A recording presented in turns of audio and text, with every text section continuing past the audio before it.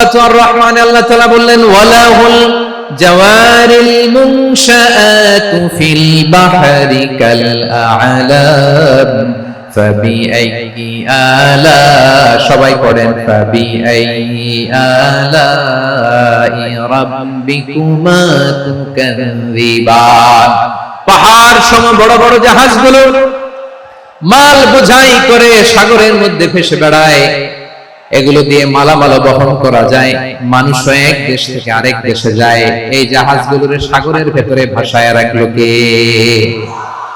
এই আয়াতের ভেতরে আল্লাহ তাআলা সূরাত বনী ইসরাঈলের এই চমৎকার আয়াতের ভেতরে আল্লাহ তাআলা বেসিক্যালি মানব জাতির প্রতি তার চারটি স্পেশাল অনুগ্রহের কথা বলেছেন। কয়টি?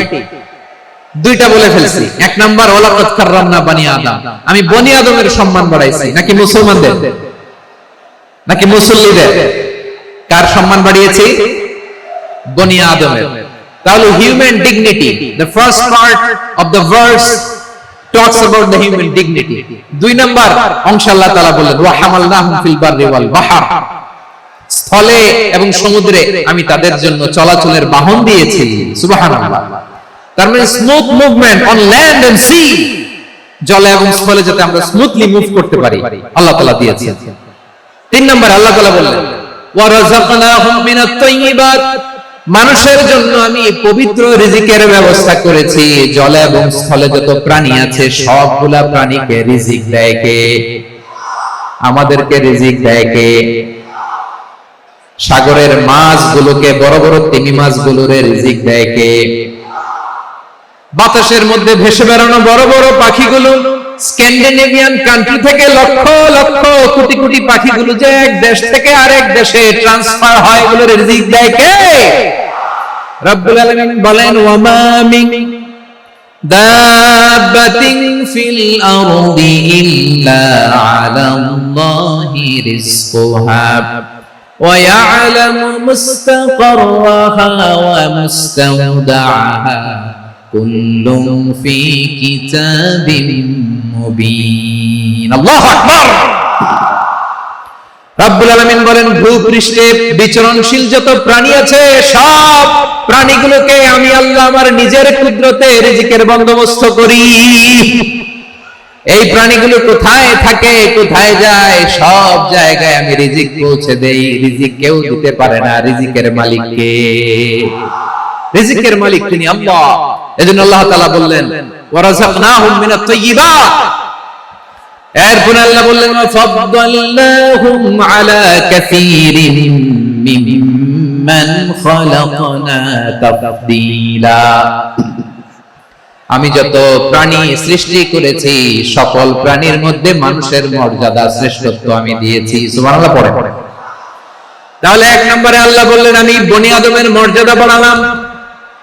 এরপরে বললেন স্থলে এবং সমুদ্রে চলাচলের জন্য যানবাহন দিলাম। তিন নম্বরে আল্লাহ বললেন পবিত্র রিজিকের ব্যবস্থা করে দিলাম। এরপরে আল্লাহ বললেন যত প্রাণী আছে, সৃষ্টি আছে, সবগুলার উপরে আমি মানুষকে শ্রেষ্ঠত্ব দিলাম। সুবহানাল্লাহ। তাহলে সবচেয়ে বেশি শ্রেষ্ঠত্ব মানুষের। কার?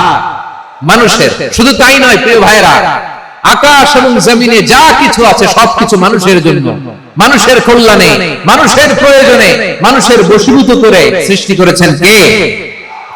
রব্বুল আলামিন বলেন হুয়াল্লাযী খালাকা লাকুম মা ফিল আরদি জামিআ, এই জমিনের মধ্যে যা কিছু আমি আল্লাহ সৃষ্টি করেছি সবকিছু আমি মানুষের জন্য সৃষ্টি করেছি। পড়েন সুবহানাল্লাহ। ওয়াল্লাযী খালাকা লাকুম মা ফিল আরদি জামিআ, যা আছে সব আমাদের জন্য, সব আমাদেরকে সার্ভিস দেওয়ার জন্য, আমাদের উপকারের জন্য, আমাদের কল্যাণের জন্য। আওয়াজ করে সবাই পড়ুন আল্লাহু আকবার।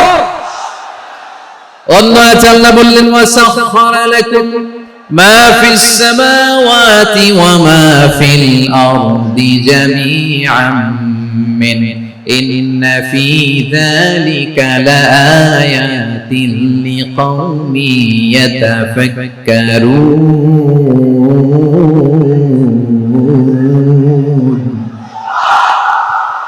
প্রথমে আল্লাহ বললেন জমিনে যা আছে সব তোমাদের কল্যাণে আমি সৃষ্টি করলাম। এরপরে আল্লাহ বললেন, আকাশেও যা আছে সব তোমাদের জন্য সৃষ্টি করলাম, তোমাদের অনুগত বানিয়ে দিলাম। পড়েন সুবহানাল্লাহ।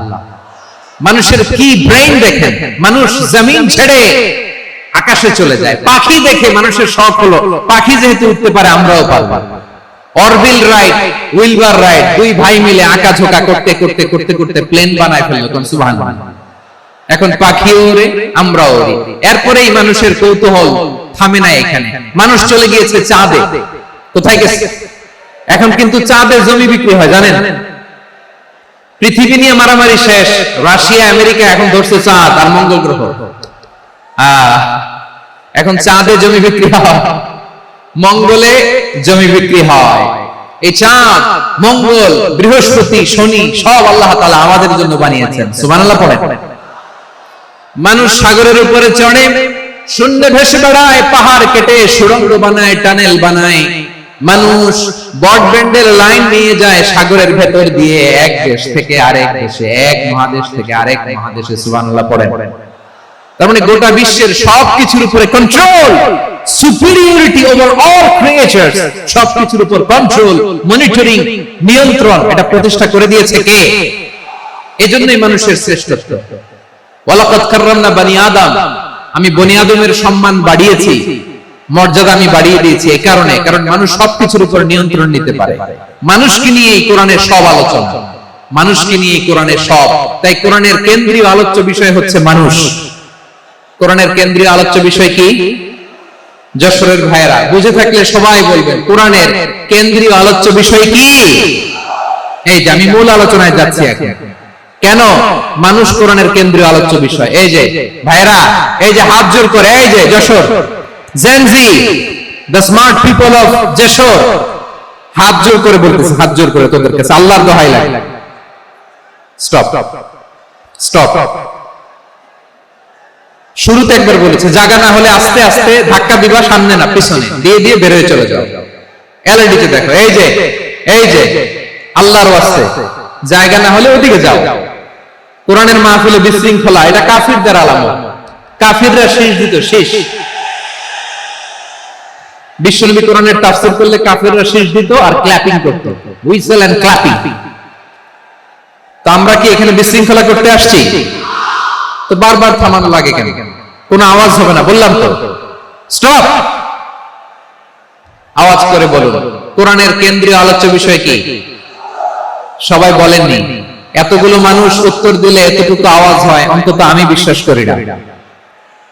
যশোর, আওয়াজ করে বলো, কোরআনের কেন্দ্রীয় আলোচ্য বিষয় কি?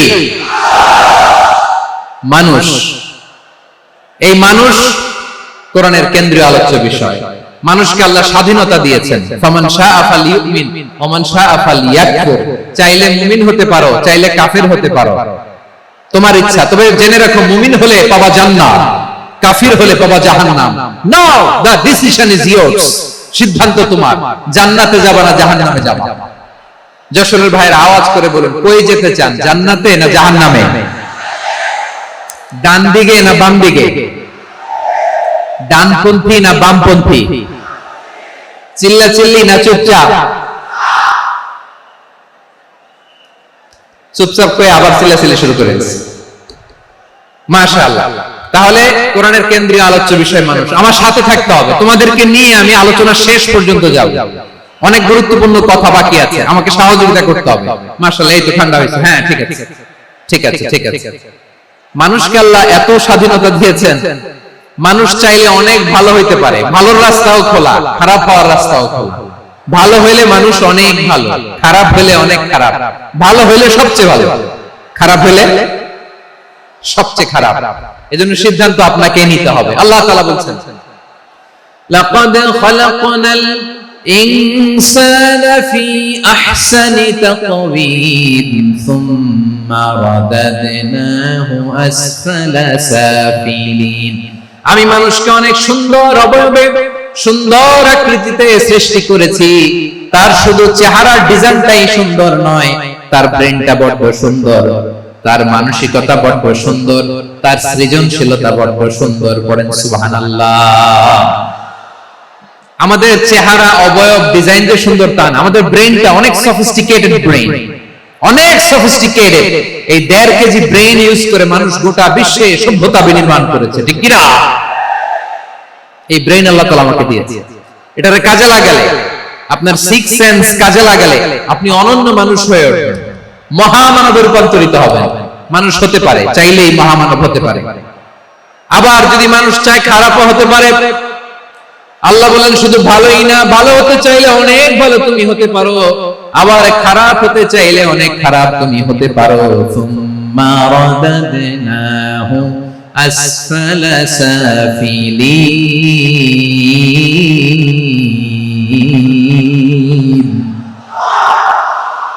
খারাপ হলে একেবারে খারাপ হতে পারো, নিকৃষ্ট হলে একেবারে নিকৃষ্ট হতে পারো, ভালো হলেও ভালো হতে পারো।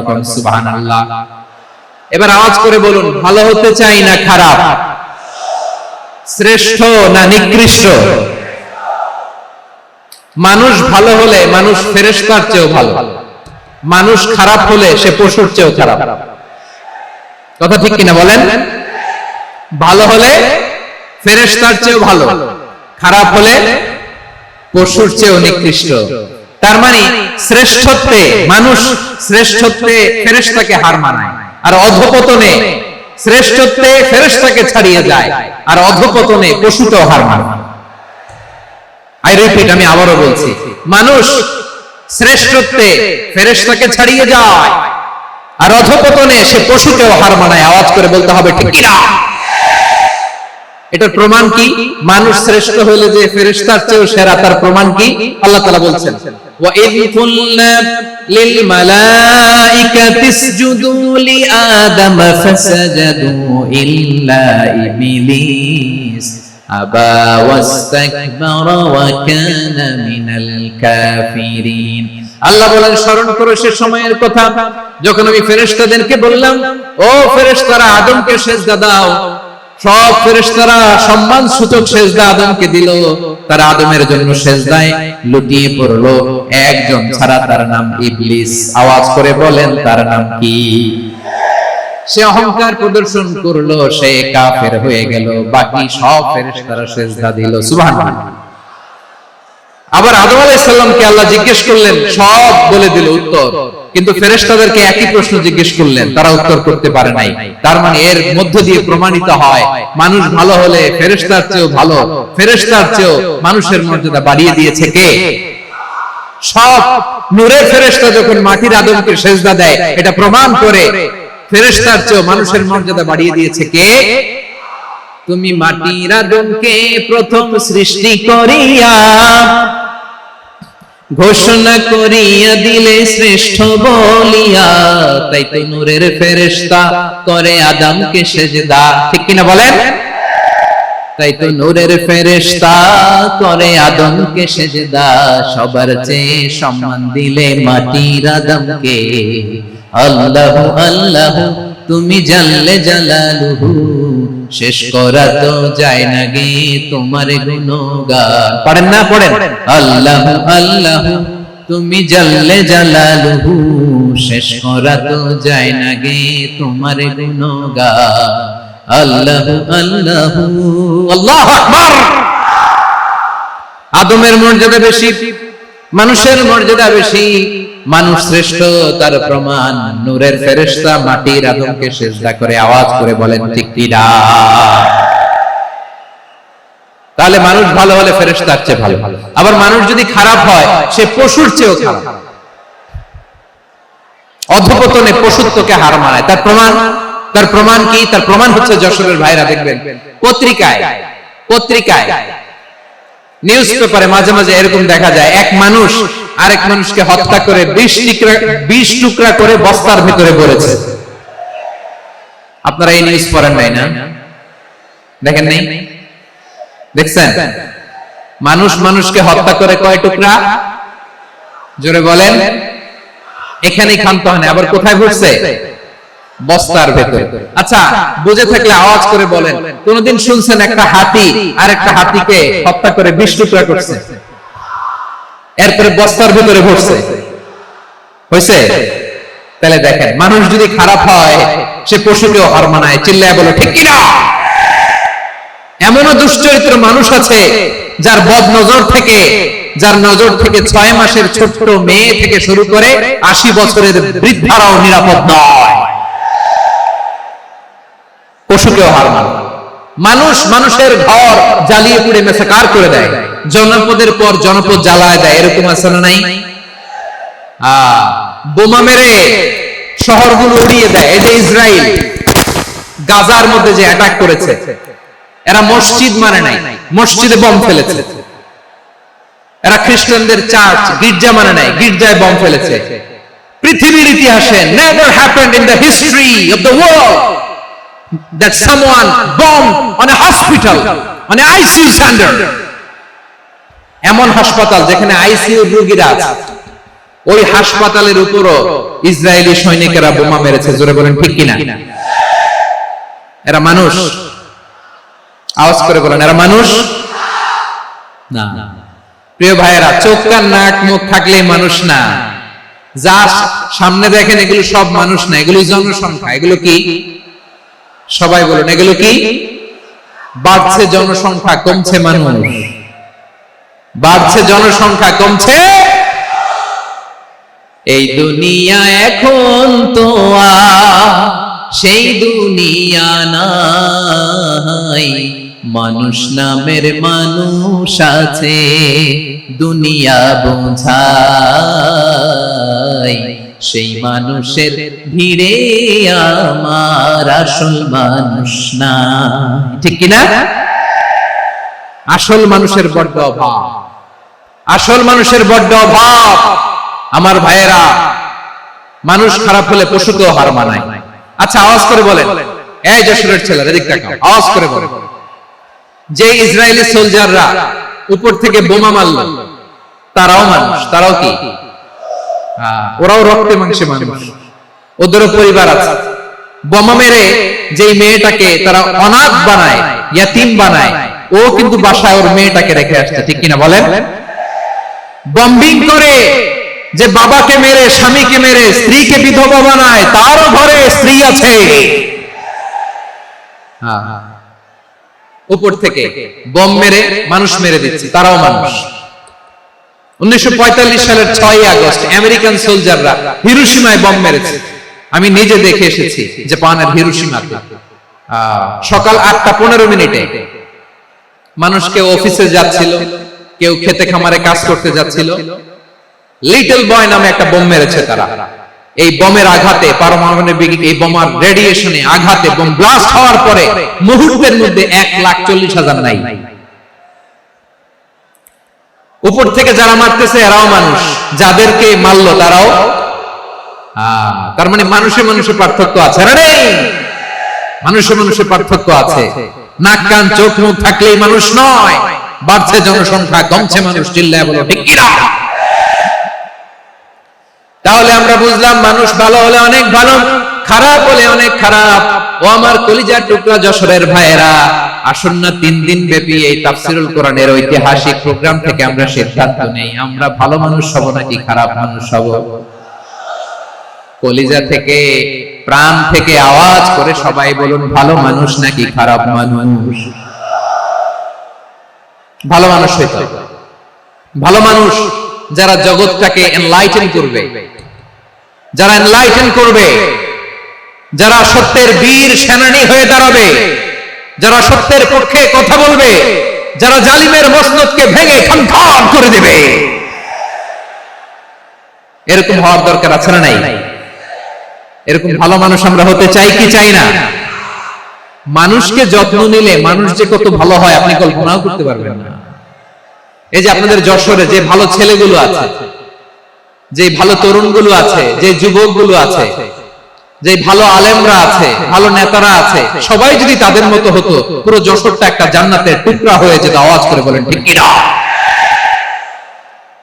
মানুষকে নার্চারিং করলে, মানুষকে পলিশ করলে, মানুষকে গ্রুমিং করলে, মানুষকে সঠিক তারবিয়া দিলে মানুষ অনন্য হয়ে ওঠে। প্রতিটি মানুষ অনন্য। আমি অনন্য, আপনি অনন্য, আমরা সবাই অনন্য। সুবহানাল্লাহ বলেন। মানুষকে আল্লাহ তাআলা দিয়েছেন অসীম ক্ষমতা, অসীম ক্ষমতা। সুবহানাল্লাহ। একটা মানুষ পারে না এমন কিছু নাই। একটা মানুষ করেন এমন কিছু নাই, বিশ্বাস করতে হবে মানুষ যা কল্পনা করতে পারে ওইটা মানুষ করে দেখাতে পারে। যশোরের ভাইয়ের আই রিপিট, আমি আবারও বলছি, এই চিল্লাচিল্লি করলে আমার এই গুরুত্বপূর্ণ কথা তোমরা মিস করবা, কপাল পোড়া হয় না, আওয়াজ করে কপাল পোড়া হবে না। আমার দিকে তাকাও, মানুষ যা কল্পনা করতে পারে সেটা মানুষ করে দেখাতে পারে। তুমি তোমার কল্পনার রাজ্যকে সাজাও, তোমাকে হারাতে পারে এমন কোন শক্তি আল্লাহর জমিনে না। তোমার কি শক্তি, কি সম্ভাবনা তুমি জানোই না। তুমি এদিকে তাকাও কেন? তোমার রাস্তা তো ওই দূরে, তুমি কোথায় যাবে, আল্লাহ তোমার টেনে কোথায় নিয়ে যাবে তুমি কিছুই জানো না। প্ল্যান বিগ, ড্রিম বিগ,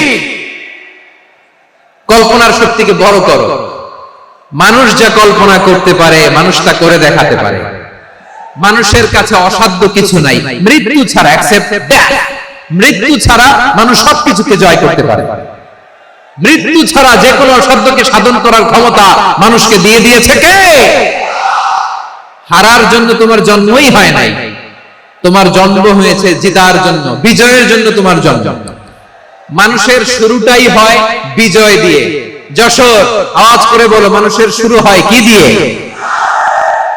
আমরা যখন আমার পিতার পৃষ্ঠদেশে ছিলাম, পিতার পৃষ্ঠদেশ থেকে শুক্রাণু যখন মায়ের গর্ভদেশে যেয়ে পড়ে, কতটা শুক্রাণু ভ্রমণ শুরু করে জানো? 20 কোটি শুক্রাণু। একবার সিমেন আউট হলে সেখানে 20 কোটি শুক্রাণু থাকে, ভ্রমণ শুরু করে। শুক্রাণুর মধ্য থেকে তুমি আমি আজকে এক বিকশিত শুক্রাণু মানব রূপে পৃথিবীতে এসেছি। সুবহানাল্লাহ। ওই 20 কোটি শুক্রাণুর প্রতিযোগিতায় সবাইরে পেছনে ফেলে সেদিন আমি সফল হয়েছিলাম, সেদিন আমি বিজয়ী হয়েছিলাম। সেদিন আমি এত ছোট ছিলাম, মাইক্রোস্কোপ দিয়েও আমার অস্তিত্ব টের পাওয়া যায় না। আমি এত তুচ্ছ ছিলাম, নগণ্য ছিলাম, আমার কান ছিল না, আমার চোখ ছিল না, আমার হাত ছিল না, আমার জন্য রিকমেন্ডেশন করার মতো মামু ছিল না, খালা ছিল না, কেউ ছিল না। তারপরেও ওই প্রতিযোগিতায়, ওই কম্পিটিশনে যখন আমারে কেউ হারাতে পারে নাই, আল্লাহর জমিনেও আমারে কেউ হারাতে পারে না।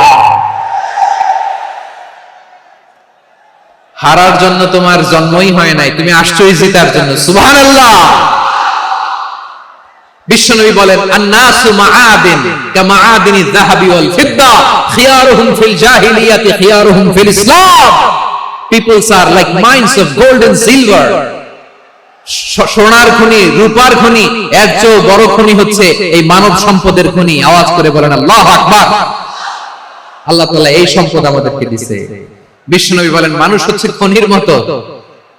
খিয়ারুহুম ফিল জাহিলিয়াতি খিয়ারুহুম ফিল ইসলাম। জাহেলি যুগে যারা সেরা, ইসলামেও তারা সেরা। ইদা ফাকহু, যদি তারা বুঝবান হয় তাহলে তাদেরকে সেরা বানায় দিবে কে? তাহলে মানুষের চেয়ে সেরা কেউ হতে পারে? মানুষের চেয়ে অনন্য কেউ হতে পারে? মানুষকে কেউ হারাতে পারে? আওয়াজ করে বলো, তোমাকে কেউ হারাতে পারবে? এই সাহস জাগছে আজকের আলোচনা থেকে। আমি তুমি অনন্য, আমাকে তোমাকে হারায় দেওয়া এত সহজ না, ঠিক কিনা? একটা কথা জীবনের সাথে সেট করে নিতে হবে, আমি জিতি নয় শিখি, আমি কখনো হারি না।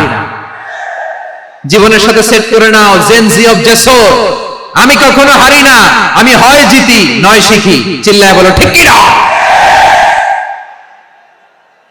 আমি কখনো হারি না, আমারে হারানো এত সোজা না।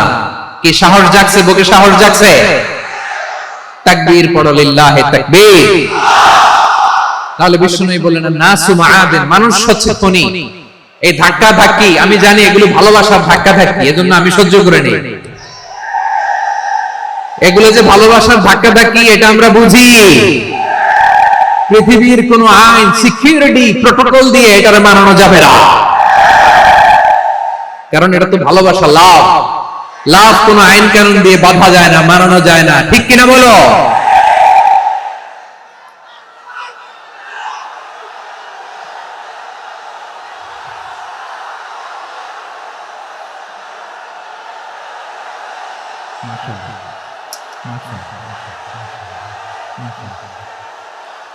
ঠিক আছে, বসুন বসুন বসুন।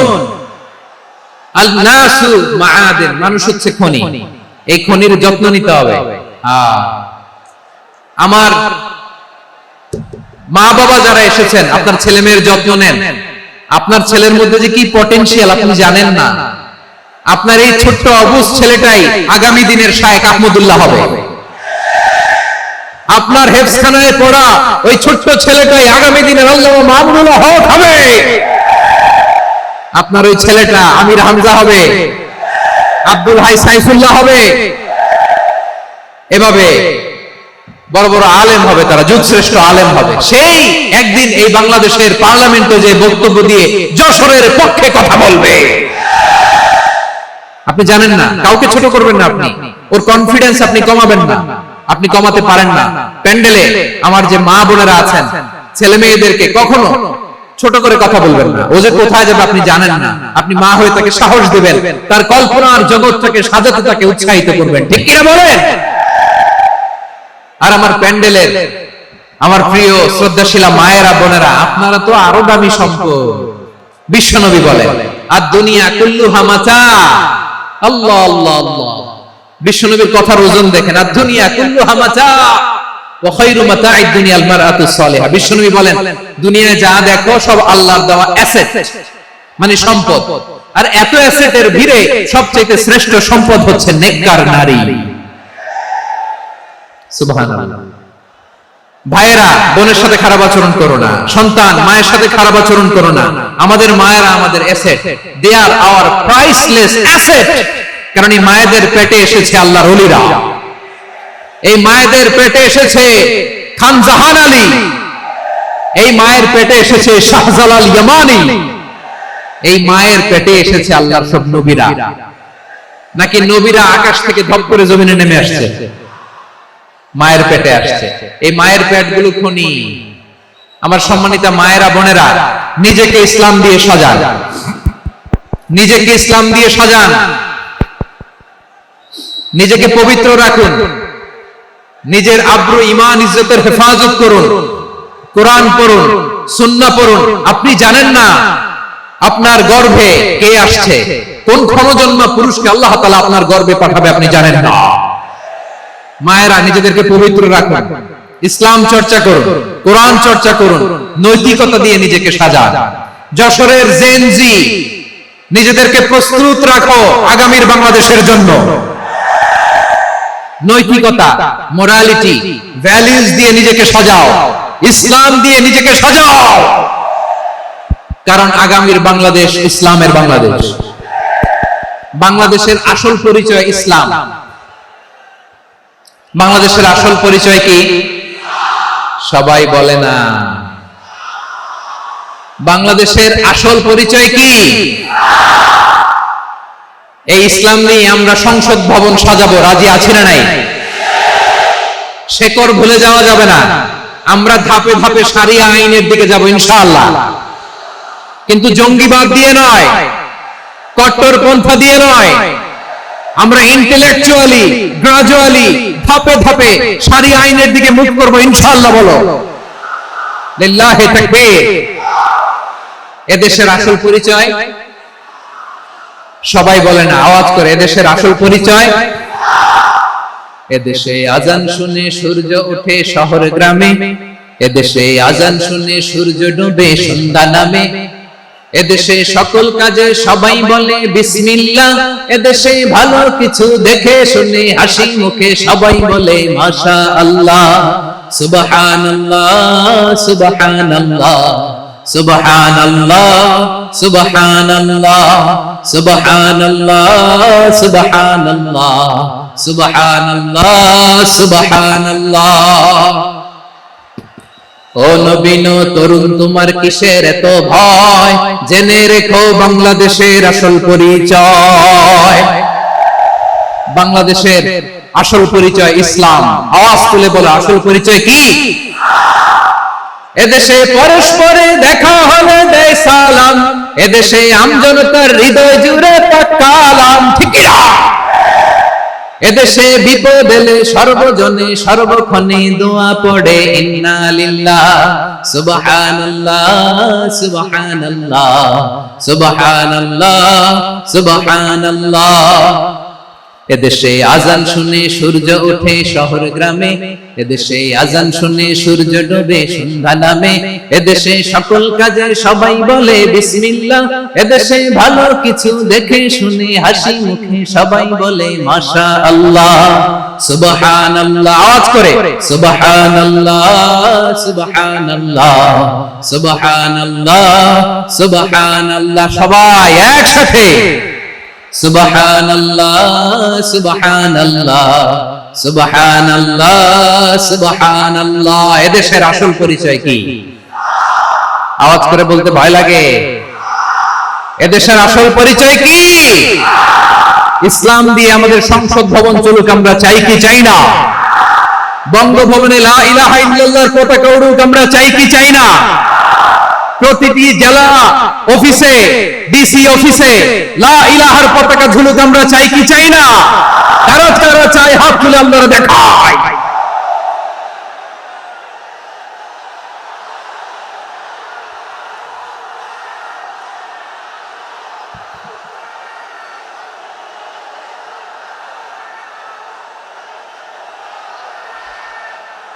মাশাআল্লাহ মাশাআল্লাহ মাশাআল্লাহ মাশাআল্লাহ।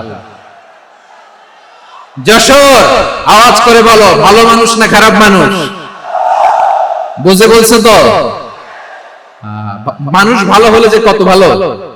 এই মানুষকে যত্ন নিলে, মানুষকে মানুষ বানালে যে সে কি হতে পারে শুনবা? হ্যাঁ, নাকি মনোযোগ দিয়ে দিব? শুনবা? তাহলে থামতে হবে। থামো, আমি যখন বলবো থামো থামো, তাকবীরের সময় দিলে তাকবীর, থামো থামো। মানুষকে যত্ন নিলে, হ্যাঁ এদিকে এদিকে, ড্রোন নামায় ফেলো, হয়েছে ড্রোনের ফুটেজ হয়ে গেছে, এবার ড্রোন নামায় ফেলো, আমার দিকে তাকাও। মানুষকে, তোমরা এদিক সেদিক তাকালে তো গুরুত্বপূর্ণ পয়েন্ট মিস হয়ে যাবে। এদিকে এদিকে, হ্যাঁ ঠিক আছে, এদিকে। মানুষকে যত্ন নিলে মানুষের মধ্যে যারা কি পটেনশিয়াল রেখেছে, আমি জাপানের দুইটা উদাহরণ দেই। জাপানে এই এই এভাবে হবে, হয় বসো নয় পেছনে, কথা নাই, কথা তো বলাই যাবে না, হারাম কথা বলা আছে, একেবারে চুপ। আজকের জন্য হারাম করে দিয়েছে আমি, কিছু সময়ের জন্য একেবারে নিষিদ্ধ। জাপানের দুইটা উদাহরণ দেই, খেয়াল করে একটু শুনেন, বুঝবেন। আল্লাহ, 2022 সালে জাপানের সাথে জার্মানির খেলা, ফিফা ওয়ার্ল্ড কাপ 2022, এক পক্ষে জাপান, আরেক পক্ষে কোন দেশ? কথা শোনে নাই। এক পক্ষে কোন দেশ, আরেক পক্ষে সবাই, এক পক্ষে আরেক পক্ষে।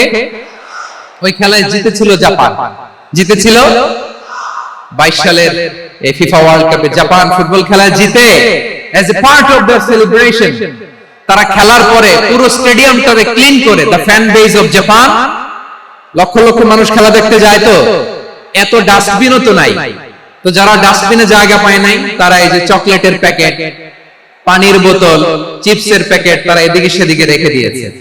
জাপানের ভক্তরা, জাপানের ফলোয়াররা, as a part of their celebration তারা খেলার পরে পুরো স্টেডিয়ামের সব ময়লা আবর্জনা ক্লিন করে তারপরে বিদায় নিয়েছে। তাদেরকে কি ক্লিন করার দায়িত্ব দেওয়া হয়েছিল? এই যশোর, জাপানের যে ছেলেরা খেলা দেখতে গেছিল ওদেরকে কি ক্লিন করার দায়িত্ব দিছিল? তারা কি স্টেডিয়ামের পরিচ্ছন্নতা কর্মী? তাদের আকল, তাদের সিক্স সেন্স তাদেরকে বলেছে। ছোটবেলা থেকে জাপান গভর্নমেন্ট ওদেরকে এত পরিচ্ছন্নতা শেখায়, ক্লিনলিনেস অ্যাওয়ারনেস ক্যাম্পেইন করায়।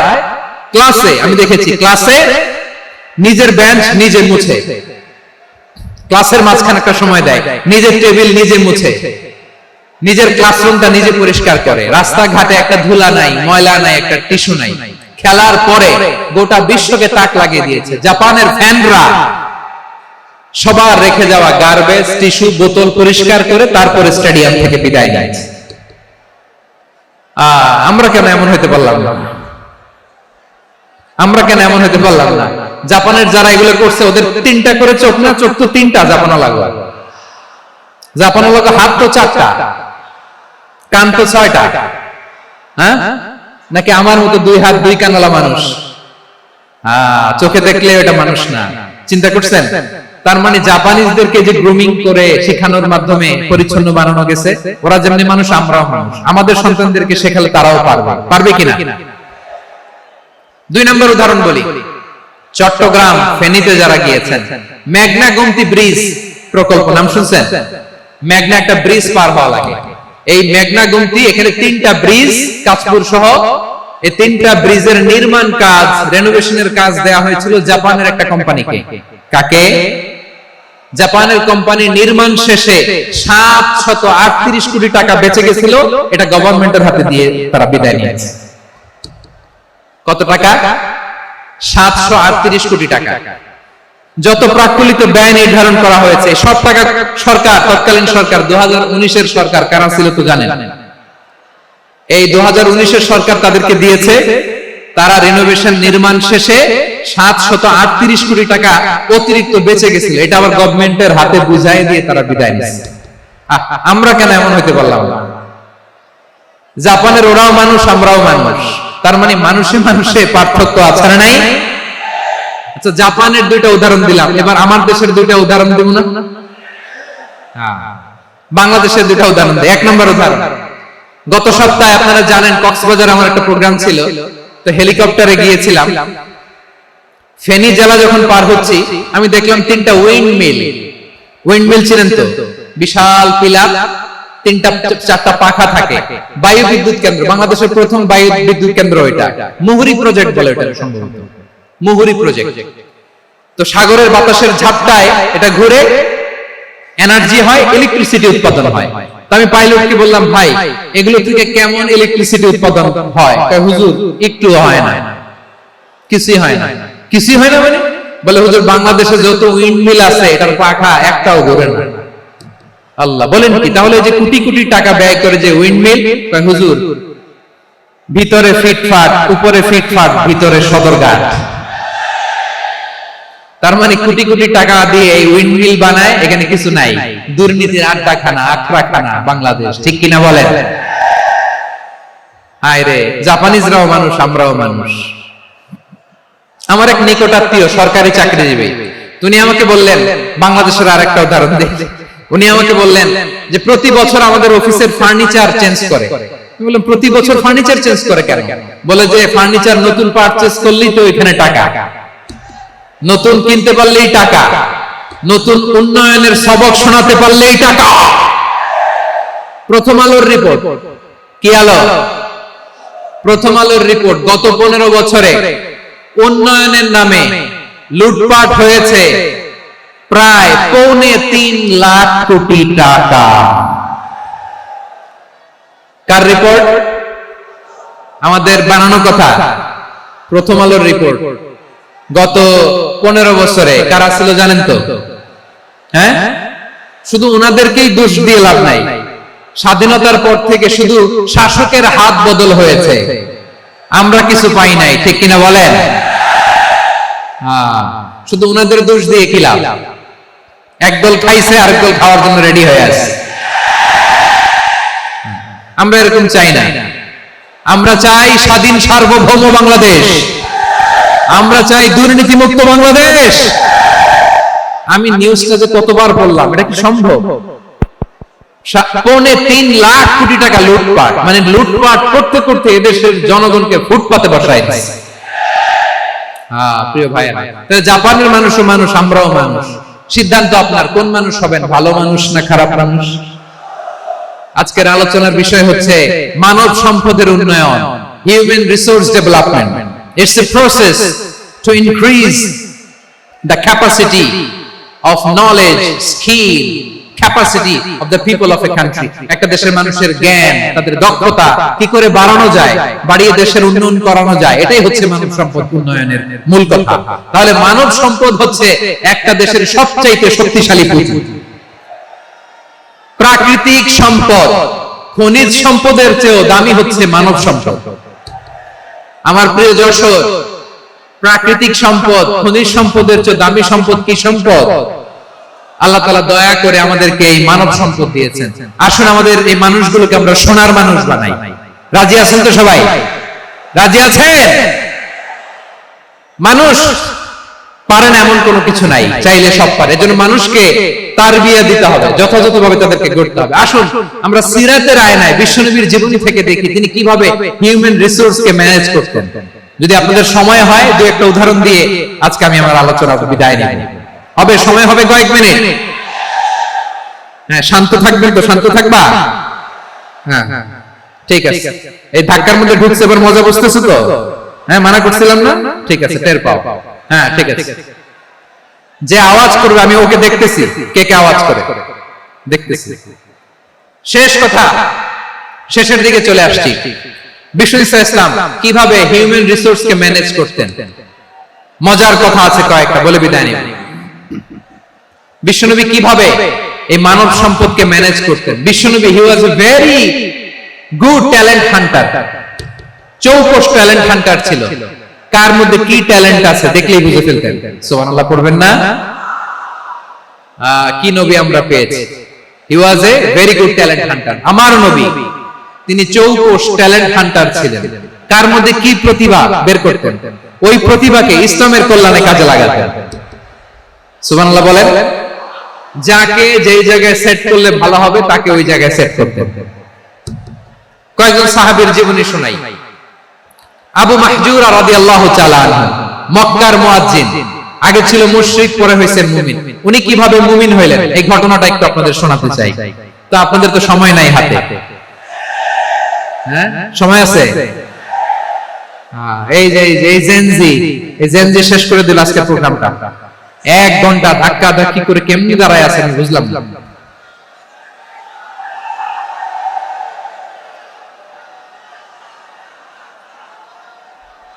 না না, তাকবেন না, তাকবেন না, চুপ করতে হবে। What I need, you stop. Just shut up. চুপ। হ্যাঁ ঠিক আছে, এভাবে। আবু মাহজুরা রাদিয়াল্লাহু তাআলা কিভাবে মুসলিম হলেন আওয়াজ করে শুনেন। হুনাইনের যুদ্ধ 8ম হিজরি, বিষ্ণু ইসলাম হুনাইনের যুদ্ধ শেষে ফিরতেছে। পথিমধ্যে বেলাল রাদিয়াল্লাহু তাআলা, এই যে আবার কথা, আইরে আল্লাহ রে, এখানে ধাক্কা ধাক্কি কেন? চলে যাও, পেছনে যাও, যাও পেছনে যাও। কি আজীব তামাশা, যেখানে যায় এখানে ধাক্কা ধাক্কি, মারামারি, গায়ের উপরে কাঁধের উপরে শাউটিং। অনেক গুরুত্বপূর্ণ কথা পয়েন্ট করে নিয়ে আসে যে বলবো, এই শাউট করার কারণে প্রোগ্রামটাই নষ্ট করে দেয়। আসছে আমার ভালোবাসা দেখাইতে, প্রোগ্রামটা শেষ করে দিয়ে চলে যায়। স্টপ। আবার কথা বল, স্টপ। হুনাইনের যুদ্ধে 8ম হিজরি, কত হিজরি সবাই বলেন না একটু, কত হিজরি? 8ম হিজরিতে হুনাইনের যুদ্ধে রাসূল সাল্লাল্লাহু আলাইহি ওয়াসাল্লাম ফিরে আসতেছেন মদিনায়। পথিমধ্যে বেলাল রাদিয়াল্লাহু তাআলা আনহু আযান দিচ্ছেন। কি দিচ্ছেন?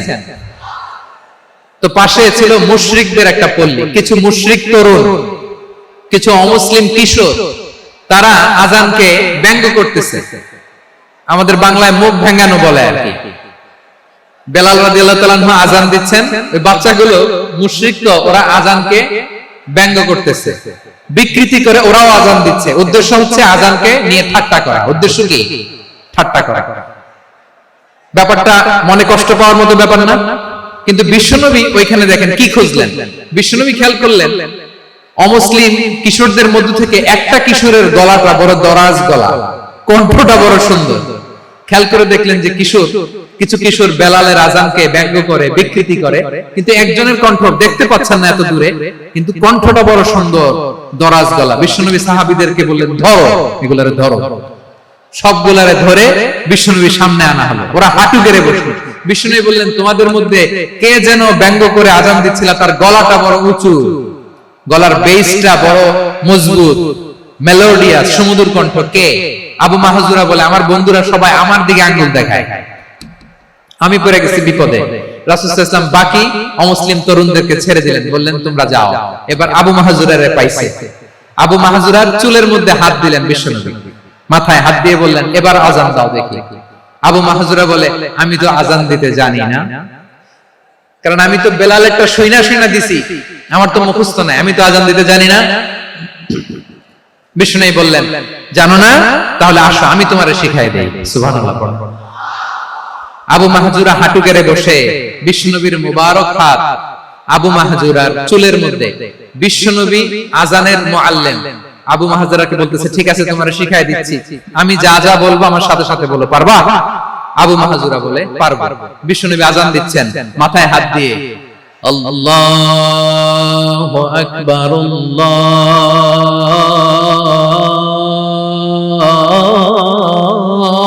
আল্লাহু আকবার। আবু মাহজুরা এই বাক্যটা পড়লেন। বিশ্বনবী দ্বিতীয় বাক্য পড়তে আরম্ভ করলেন, আল্লাহু আকবার,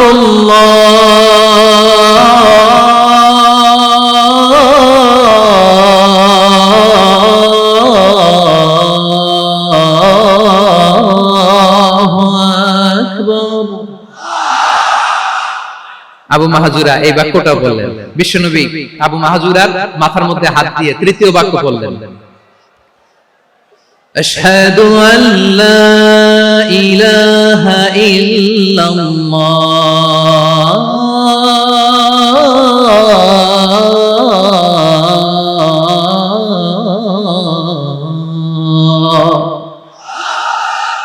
আবু মাহজুরা তৃতীয় বাক্য বললেন। বিশ্বনবী একটা বাক্য পরে আবু মাহজুরা পরে, বিশ্বনবী পরে আবু মাহজুরা পরে। আবু মাহজুরা কিন্তু অমুসলিম, মুশরিক। আবু মাহজুরা বলে, এক একটা বাক্য পড়ি আমার কলিজাটা গলে ঠান্ডা হয়ে যায়। এতদিন মুহাম্মদকে গালি দিতাম, এখন মুহাম্মদ আমার মাথায় যখন হাত রাখছে আমার সারা শরীর ঠান্ডা হয়ে গেছে। বিশ্বনবী আজান শিখাচ্ছেন, একটা একটা বাক্য পড়ে আবু মাহজুরাও পড়ে, বিশ্বনবী পড়ে, আবু মাহজুরাও পড়ে। পুরো বাক্যগুলো যখন শেষ, আজান শেষ, আবু মাহজুরাও যখন পুরো আজান করলেন, আবু মাহজুরা বললেন, এতদিন মুহাম্মদের চেহারা দেখলে আমার ঘৃণা লাগতো, আজ থেকে মুহাম্মদের চেহারার চেয়ে প্রিয় চেহারা আমার কাছে নাই। আবু মাহজুরা বললেন, ও মুহাম্মদ, আজানের বাক্য তো আপনি আমারে শেখালেন, এখানেই শেষ করবেন না, আপনি আমারে পড়ায় দেন, লা ইলাহা ইল্লাল্লাহু মুহাম্মাদুর রাসূলুল্লাহ সাল্লাল্লাহু আলাইহি ওয়াসাল্লাম। বিশ্বনবীর সাথে দাঁড়িয়ে উনি শাহাদা পড়ে মুসলমান হয়ে গেলেন।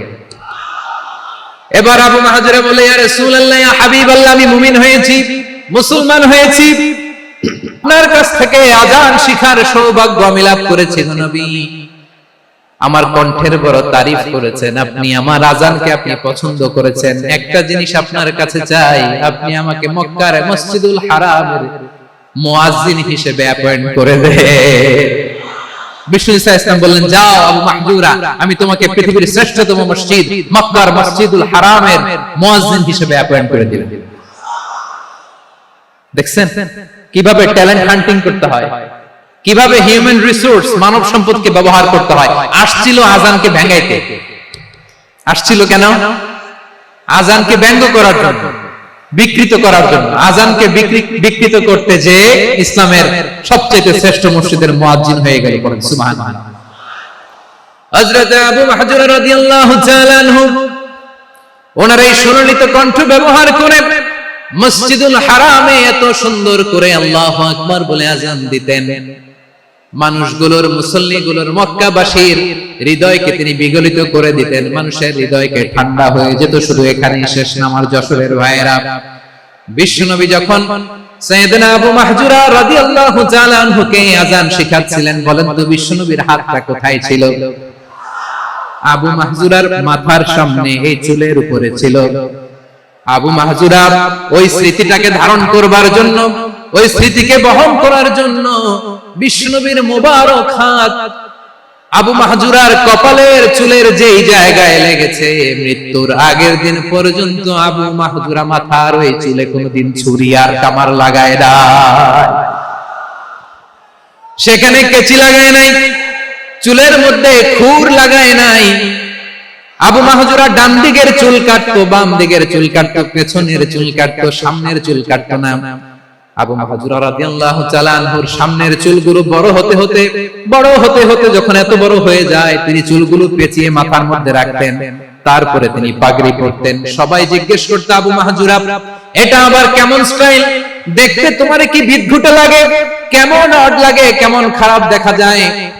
মক্কায় এমন কোন মানুষ তো দেখি নাই, ডানে চুল কাটে, বায়ে চুল কাটে, পেছনে চুল কাটে, সামনে কাটে না। ওরে আবু মাহজুরা কেমন দেখা যায় তোমারে? তুমি সামনের চুল কাটো না কেন? আবু মাহজুরা বলে, আমি হাঁটু গেড়ে পেয়ারা নবীর সামনে বসেছিলাম, আমার এই মাথার চুলের মধ্যে মুবারক হাত লাগিয়ে বিশ্বনবী নিজে আমাকে আজানের প্রতিটা বাক্য শিক্ষা দিয়েছেন। বিশ্বনবীর মুবারক হাত, পবিত্র হাত আমার মাথার চুলের যেই জায়গায় লেগেছে, আমি চাই ওই চুলগুলা নিয়ে আমি আমার কবরের ভিতরে যাব। সাইয়েদনা আবু মাহজুরা রাদিয়াল্লাহু তাআলা আনহু ইন্তেকালের আগের পর্যন্ত মাথার সামনের চুলগুলা কাটে নাই। মাথার সামনের চুল তিনি কাটেন নাই। সুবহানাল্লাহ বিহামদি। কেমন ভালোবাসতেন বিশ্বনবী সাহাবীদেরকে, সাহাবারা কেমন ভালোবাসতেন বিশ্বনবীকে। সামনের চুলগুলো বড় হতে হতে এত বড় ছিল, পেঁচিয়ে রেখে পাগড়ি করতেন, কাটতেন না। নবীর হাত লেগেছিল। সুবহানাল্লাহ পড়ে। তাহলে what is the lesson? Moral of the story কি? মোরাল অফ দ্য স্টোরি হচ্ছে, আসছিল আজানকে ব্যঙ্গ করার জন্য, বিকৃত করার জন্য, হয়ে গেল মসজিদুল হারামের মুয়াজ্জিন। দেখেন বিশ্বনবী একটা খারাপ সিচুয়েশনের মধ্যে থেকে কি ভালো জিনিস বের করে আনলেন। আমি যে শুরুতে বলেছি কিভাবে তিনি হিউম্যান রিসোর্সকে ডেভেলপ করেছেন, ম্যানেজ করেছেন। তিনি যে চৌকস ট্যালেন্ট হান্টার ছিল, দেখেন সবার মধ্যে থেকে এর বাছাই করে মুয়াজ্জিন বানায় দিয়েছেন। সুবহানাল্লাহ পড়ে। তার মানে এই না সবাইরে ধরে ধরে উনি মুয়াজ্জিন বানাইছেন। যার যেই ট্যালেন্ট আছে তাকে ওই কাজে অ্যাসাইন করেছেন। যার যেই প্রতিভা আছে তার প্রতিভাকে ইসলামের কাজে লাগিয়েছেন। সুবহানাল্লাহ পড়ে। যায়েদ বিন সাবিত রাদিয়াল্লাহু তাআলা আনহু নাম শুনেছেন? যশোর কথা বের হয় না। যদি জিজ্ঞাসা সালমান খানের নাম শুনছেন, সবাই হাত তুলবে, জি হুজুর শুনছি, মানে সব দেখা শেষ। সালমান খান, আমির খান, অমুক খান, সব খান মুখস্থ, কিন্তু যায়েদ বিন সাবিতের নাম মুখস্থ নাই মুসলমানদের। যেই সাহাবী মাথার সামনের চুল কাটে নাই, মসজিদুল হারামের মুয়াজ্জিন বানাইছেন বিশ্বনবী, সাহাবীর নাম কি? খায়া ফেলাইছে, স্লোগানের সাথে খায়া ফেলাইছে। আবু মাহজুরা। কি নাম? আবু মাহজুরা আল জুমাহি রাদিয়াল্লাহু তাআলা। এই নামটা আজকে নিয়ে যাইতে হবে যশোর। আবু মাহজুরা রাদিয়াল্লাহু তাআলা। দুই নম্বরে বলছিলাম যায়েদ বিন সাবিত রাদিয়াল্লাহু তাআলা। বিশ্বনবী দেখলেন মদিনার এই আনসারী সাহাবী হাইলি ট্যালেন্টেড, ইন্টেলেকচুয়াল, মেরিটোরিয়াস, জ্ঞানের প্রতি তার আকর্ষণ, মারাত্মক আকর্ষণ। বিশ্বনবী তাকে দায়িত্ব দিলেন, কোরআন যা নাজিল হয় তুমি লিখো, কাতিবুল ওহী বানায় দিলেন। সুবহানাল্লাহ।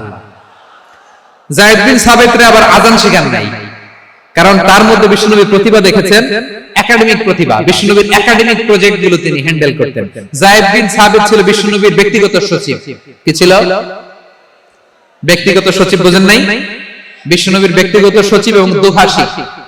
ইহুদিরা কিছু লিখে দিলে এটার অর্থ বিশ্বনবীরে বুঝায় দিতেন, আবার ইহুদিদের কাছে কিছু লিখতে হলে তিনি লিখে দিতেন। বিশ্বনবী একদিন বললেন, ইন্নী ওয়াল্লাহি মা আমানু ইয়াহুদা আলা কিতাব। ইহুদিরা যে চিঠি পাঠায় অর্থ তো বুঝি না, আরেক ইহুদি আইনে অর্থ করা লাগে। আবার ইহুদিদের কাছে কিছু লিখে পাঠাইতে চাইলে আমরা তো লিখতে পারি না, ইহুদিরে দিয়ে লেখা লাগে। ওরা যে পয়রা শোনায় লিখে দেয়, আমি ওদের বিশ্বাস করি না। আমার নিজের একজন লোক দরকার। বিশ্বনবী এই যায়েদ বিন সাবিতকে চুজ করলেন ল্যাঙ্গুয়েজের জন্য। উনি বললেন, যায়েদ তোমার সফট স্কিলকে ডেভেলপ করতে হবে, তুমি হিব্রু ল্যাঙ্গুয়েজ শিখে ফেলো।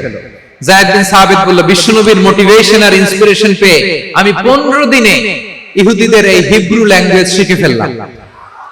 শুধু শিখে ফেললাম না, হাত্তা হাদিকতু, even I became master in the language. এই ভাষা আমি পারদর্শী হয়ে গেলাম।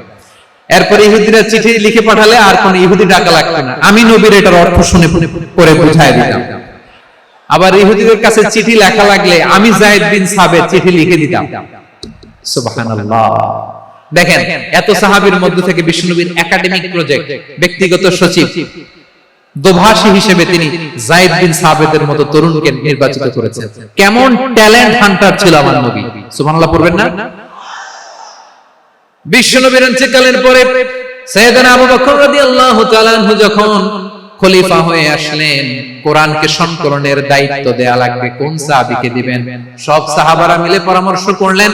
সাইয়েদনা আবু বকর, ওমর সবাই মিলে এই বিশাল কোরআন সংকলনের গুরু দায়িত্ব বিশ্বনবীর ব্যক্তিগত সচিব, বিশ্বনবীর দুভাষী, বিশ্বনবীর সিলেক্ট করাইলো যায়েদ ইবনে সাবিত রাদিয়াল্লাহু তাআলা আনহুকে দিয়েছে। কোরআনের কপি তো আজকে এখানে রাখে নাই। এই যে আজকের যে কোরআন পড়েন, এটা আগে এরকম ছিল না। কোরআন নাজিল হলে সাহাবারা চামড়ার, ওটের চামড়ায় লিখে ফেলতো, ওটের চ্যাপ্টা হাড্ডির মধ্যে লিখে ফেলতো, গাছের গুড়ির মধ্যে লিখে ফেলতো, বিভিন্ন জনের কাছে ছড়ানো ছিটানো ছিল। আবু বকর রাদিয়াল্লাহু তাআলা আনহু একসাথে করলেন, পরবর্তীতে উসমান রাদিয়াল্লাহু তাআলা আনহু একসাথে করলেন 114 সূরার এখন এই মুসহাফ, এই কম্পাইলেশন, এই কপি আমরা পেয়েছি, যার হিউজ কন্ট্রিবিউশন ছিল। এই পুরো কোরআন কম্পাইলেশনের প্রজেক্ট ম্যানেজার ছিল যায়েদ বিন সাবিত রাদিয়াল্লাহু তাআলা। কোরআন কম্পাইলেশনের প্রজেক্ট ম্যানেজার, দেখেন উনারে মাথায় হাত দিয়ে আযান শেখায় নাই, সুবহানাল্লাহ কইবেন না? তাহলে প্রথম সাহাবী আবু মাহজুরাকে মুয়াজ্জিন বানাইলেন, যায়েদ বিন সাবিতকে ব্যক্তিগত সচিব আর দোভাষী বানালেন, মুসআব ইবনে উমাইর রাদিয়াল্লাহু তাআলা আনহুকে ইসলামের প্রথম অ্যাম্বাসেডর বানালেন। তাহলে তৃতীয় নাম্বার একজন সাহাবীর নাম বলছি, মুসআব ইবনে উমাইর। মুসআব কি নাম? নামটা কেমন লাগে? এই কয়েকজনের ভাল লাগে, বাকিদের ভাল লাগে না? ভাল লাগে? এই এই আর কয়েকটা মিনিট দেওয়া যাবে না আমাকে আল্লাহর রাস্তে? হ্যাঁ ঠিক আছে, আমি তোমাদেরকে ভালোবাসা দেখাবো, দোয়া করবো, যদি চুপ থাকো, একেবারে চুপ, কষ্ট সহ্য করো, বাকিরা যা সওয়াব পাবে তোমরা ডবল পাবে, যেহেতু কষ্ট বেশি, কিন্তু চুপ। 3 নম্বর সাহাবীর নাম মুসআব। এই ধাক্কাধাক্কি কেন? ধাক্কাধাক্কি কেন রে ভাই? না না না, এরকম হইলে আসবো না যশোর, আমি আর আসবো না। হয় পিছনে চলে যাও, নাহলে চুপ, ধাক্কাধাক্কি নেই। 3 নম্বর সাহাবীর নাম মুসআব। কি নাম? He was the first ambassador in Islam. ইসলামের প্রথম ডিপ্লোম্যাট, প্রথম কূটনৈতিক, ইসলামের প্রথম কূটনৈতিক, ইসলামের প্রথম ডিপ্লোম্যাট, প্রথম অ্যাম্বাসেডর মুসআব ইবনে উমাইর। মক্কার তরুণ যুবক, উনি পারফিউম লাগাইলে মানুষ দেখলেই বুঝতো এটা মুসআব লাগাইছে। এমন ড্যাশিং ফেসের ছিল, এমন স্মার্ট ড্যাশিং ফেস, এমন পার্সোনালিটির মানুষ ছিল মুসআব রাদিয়াল্লাহু তাআলা। কারণ যিনি ইসলামের স্পোকম্যান হবেন, মুখপাত্র হবেন, তার স্মার্ট হওয়ার দরকার আছে না নাই? আকাবার প্রথম শপথ যখন হলো, তাদের সাথে বিষ্ণু ইসলাম মদিনাতে একজন মুখপাত্র পাঠালেন, ডিপ্লোম্যাটকে পাঠালেন, অ্যাম্বাসেডর অফ ইসলাম, তিনি হচ্ছেন মুসআব ইবনে উমাইর। করেন সুবহানাল্লাহ। বিশ্বনবী দেখলেন সে অনেক স্মার্ট, তার ডেডিকেশন আছে, সিনসিয়ারিটি আছে, এবং মদিনায় যে আউস খাজরাজ গোত্রের নেতাদের সাথে ডিল করতে হবে, ইহুদিদের সাথে ডিল করতে হবে, ওখানে একজন পাক্কা জানু খেলোয়াড়ের দরকার আছে না নাই? মুসআব ইবনে উমাইর রাদিয়াল্লাহু তাআলা আনহু, ওনাকে বিষ্ণু ইসলাম চুজ করলেন। এবং বিষ্ণু ইসলামের এই চুজিংটা, এই সিলেকশনটা এত সুন্দর ছিল, তিনি মদিনাতে যে বিশ্বনবী আসার আগেই মদিনার জমিনকে তিনি উর্বর করে ফেলছেন। প্রতিটা ঘরে ঘরে কালিমার দাওয়াত তিনি পৌঁছায় দিয়েছেন।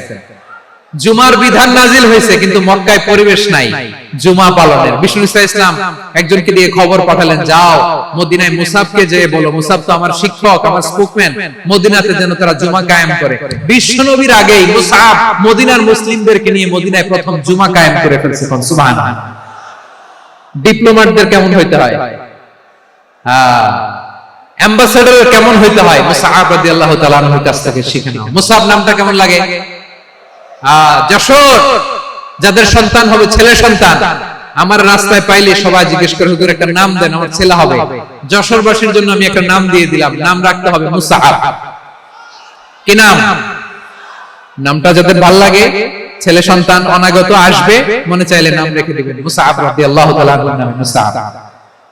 তাহলে মুসআব রাদিয়াল্লাহু তাআলা আনহুকে বিশ্বনবী ল্যাঙ্গুয়েজ শেখান নাই, সফট স্কিল শেখান নাই। যায়েদ রাদিয়াল্লাহু তিনি হিব্রু ল্যাঙ্গুয়েজ শিখেছেন, সুরিয়ানি শিখেছেন, কিন্তু মুসআবকে তিনি বানিয়েছেন the spokesman of Islam, the first diplomat, the ambassador of Islam. সুবহানাল্লাহ পড়বেন না? আব্দুল্লাহ ইবনে আব্বাস রাদিয়াল্লাহু তাআলা আনহু বিশ্বনবীর কাজিন, চাচাতো ভাই। আবার মাইমুনা রাদিয়াল্লাহু তাআলা আনহু, মাইমুনা নবীর স্ত্রী, তিনি ছিলেন আব্দুল্লাহর আপন খালা। তো নবীর বউ যদি উনার খালা হয়, নবী তার কি বুঝে নাই, নবী তার কি খালু। তাহলে সম্পর্ক অনেক গভীর, কাজিন আবার খালু। ছোট্ট মানুষ, তাই রাতে মাঝে মাঝে ঘরে থাকতো। বিশ্বনবী দেখলেন আব্দুল্লাহ যেহেতু আমার ঘরে ঢুকতে পারে, আব্দুল্লাহর এই উম্মতের বড় শিক্ষাবিদ বানাইতে হবে। কথা বোঝে নাই? আব্দুল্লাহকে কি বানাইতে হবে? শিক্ষাবিদ, এডুকেটর অফ দিস উম্মাহ, এই উম্মার শিক্ষাবিদ বানাইতে হবে। তাই আব্দুল্লাহ ইবনে আব্বাসকে বিশ্বনবী হাতে কলমে শিক্ষা দিয়েছেন। আহারে, আর এরপরে যে কি ভাষা আসবে তোমাদের জন্য আমার মুখ থেকে আমি নিজেও জানি না। 1 ঘন্টা যাবত ধাক্কা ধাক্কি মারামারি। তো আসতে বলছে কে তোমাকে? পেছনে চলে যাও, জায়গা না পেলে। পুরো প্রোগ্রামটাই নষ্ট করে দিল।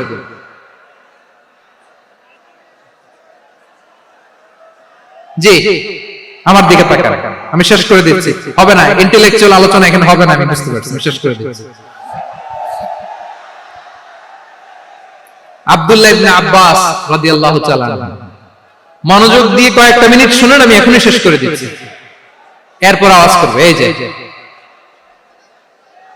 এগুলো কি আমি বুঝলাম না। আমি বললাম না সব করা যাবে, বসে যাও, শুয়ে যাও, চলে যাও, আওয়াজ করা যাবে না। অন্যকে বসো এটা বলার দরকার নেই, জাস্ট এদিকে তাকাও।